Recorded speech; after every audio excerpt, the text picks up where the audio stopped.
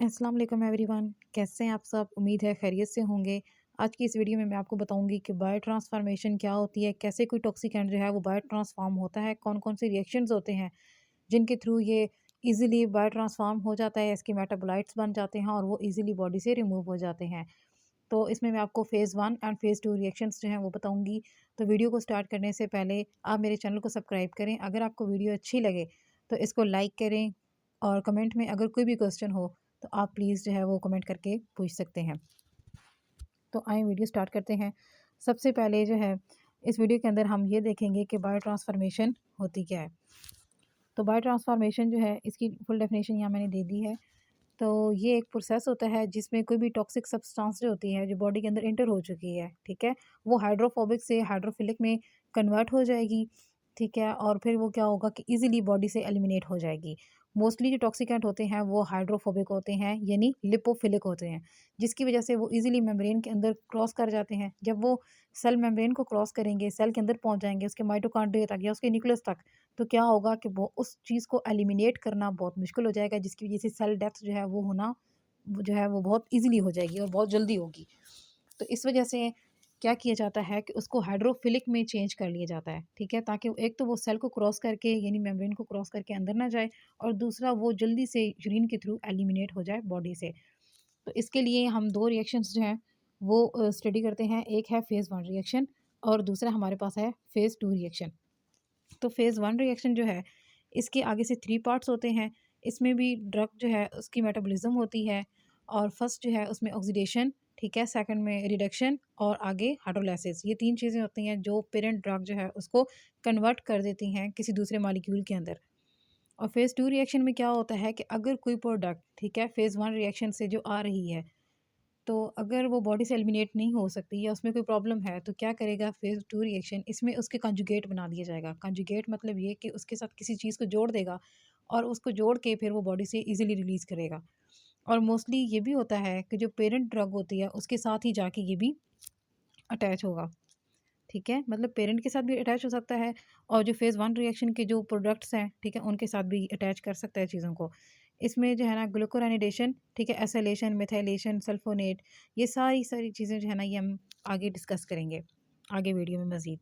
तो अभी स्टार्ट करते हैं फ़ेज़ 1 रिएक्शन कि फ़ेज़ 1 रिएक्शन जो है ना ये क्या है? ये बहुत इंपॉर्टेंट रिएक्शन, इसमें 3 तरह की चीज़ें जो हैं वो यूज़ होती हैं हमारे पास।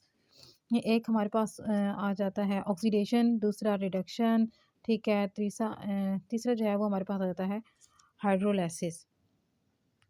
तो ये तीनों रिएक्शन जो हैं ये इधर लिखे हुए हैं।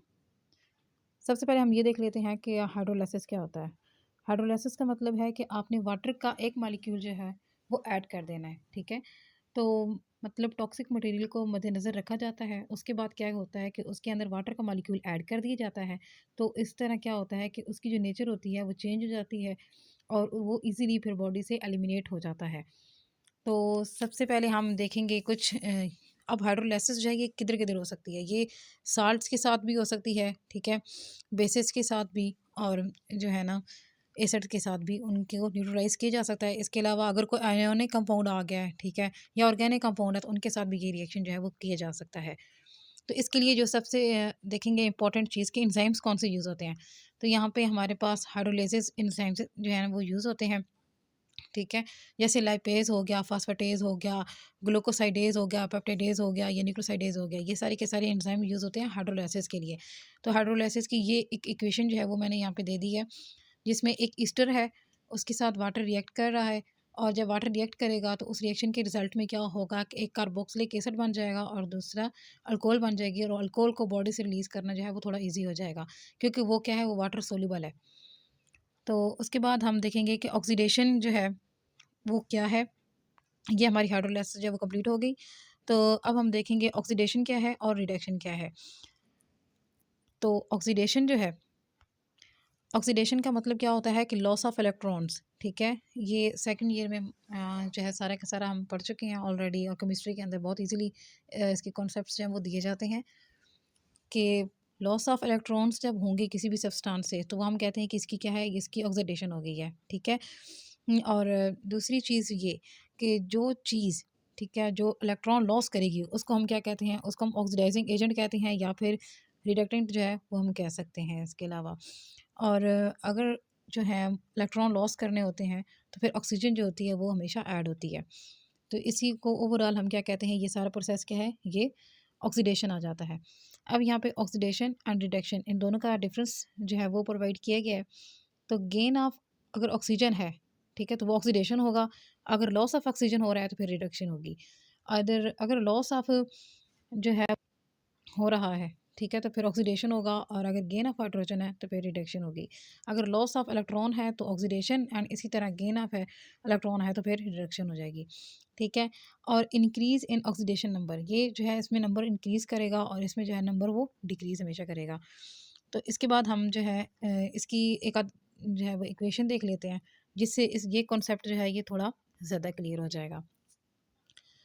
तो ये इक्वेशन जो है जिसमें हमने 2Na लिया है और प्लस Cl2 लिया है, तो एज अ रिज़ल्ट हमें पता है कि 2NaCl जो है वो बन जाएगा। अब यहाँ पे भी ऑक्सीडेशन एंड रिएक्शन जो है वो परफॉर्म हुआ है। तो सबसे पहले हम देखते हैं कि ऑक्सीडेशन किधर हुई है, ठीक है। जैसे जब Na है, ठीक है, यहाँ पे सिर्फ Na लिखा हुआ है, जबकि यहाँ पे 2Na होना चाहिए। खैर, Na है तो Na से क्या होगा कि हमेशा जो इलेक्ट्रॉन होंगे वो लॉस होंगे। ये जो E नेगेटिव है ये शो कर रहा है कि यहाँ से इलेक्ट्रॉन जो है वो रिमूव हो गया है। और जो Cl2 है, ठीक है, तो ये हमेशा क्या करेगा, ये इलेक्ट्रॉन जो है उनको गेन करेगा।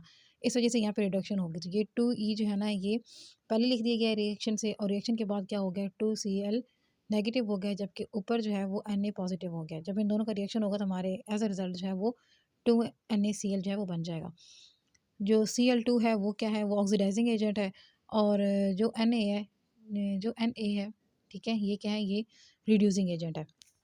तो इसके बाद हम एक और चीज़ जो है उसको डिस्कस करेंगे कि डिटॉक्सिफिकेशन क्या होती है एंड इनटॉक्सिफिकेशन जो है वो क्या होती है, ठीक है।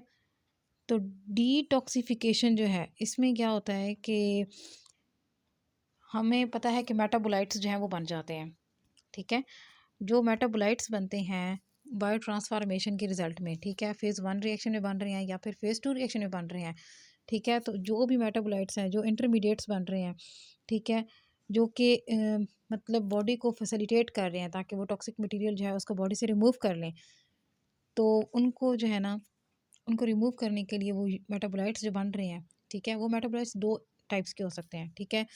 वो डिटॉक्सिफिकेशन के भी हो सकते हैं और इनटॉक्सिफिकेशन भी हो सकती है, ठीक है। डिटॉक्सिफिकेशन में क्या होता है कि जो ड्रग होती हैं या फिर कोई भी अल्कोहल या कुछ भी चीज़ है, ठीक है, कोई टॉक्सिकेंट है, तो उसको इस तरह से बनाया जाता है कि वो बॉडी से इजीली एलिमिनेट हो, और वो क्या होती है कि वो हमेशा लेस टॉक्सिक सब्सटेंस होती है। डिटॉक्सिफिकेशन का मतलब क्या है कि जो टॉक्सिक सब्सटेंस है, जो पेरेंट मटेरियल है या पेरेंट जो टॉक्सिन है, ठीक है, वो कन्वर्ट हो जाएगा लेस टॉक्सिन में। लेकिन जो इनटॉक्सिफिकेशन होती है इसमें क्या होता है कि हमेशा जो चीज़ें होती हैं वो रिवर्स में चल रही होती हैं, कि अगर कोई पेरेंट ड्रग है, ठीक है, वो इतनी टॉक्सिक नहीं थी, लेकिन जब उसकी मेटाबॉलिज्म होगी या उसकी बायो ट्रांसफॉर्मेशन होगी, बेशक वो बॉडी के अंदर ही हो रही है, तो वो क्या होगा कि वो ज़्यादा जो है ना वो टॉक्सिक सब्सटेंस बन जाएगी, ठीक है। तो ये हमारी आज की वीडियो थी जिसमें हमने फ़ेज़ 1 रिएक्शन जो है वो बता दिया। इंशाल्लाह नेक्स्ट वीडियो में हम फ़ेज़ 2 रिएक्शन जो है उसको कवर करेंगे। अपनी दुआ में याद रखें एंड टेक केयर। अल्लाह हाफ़िज़।